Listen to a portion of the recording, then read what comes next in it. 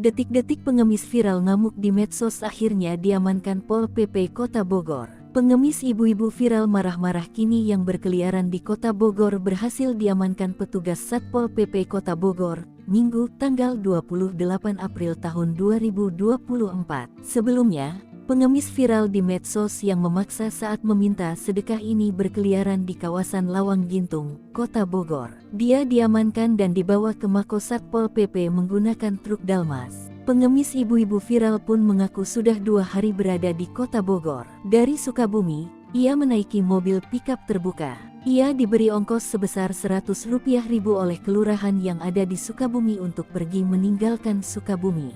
Saat ini, ia mengaku akan terus berjalan di jalanan. Ia pun meminta warga untuk tidak memviralkan kembali dirinya. Kepala Seksi Operasional dan Pengendalian Satpol PP Kota Bogor, Surya Dharma mengatakan, dari hasil asesmen sementara, pengemis ibu-ibu viral ini melakukan aksinya lantaran permasalahan keluarga. Permasalahan yang dihadapi oleh ibu ini cukup sangat berat.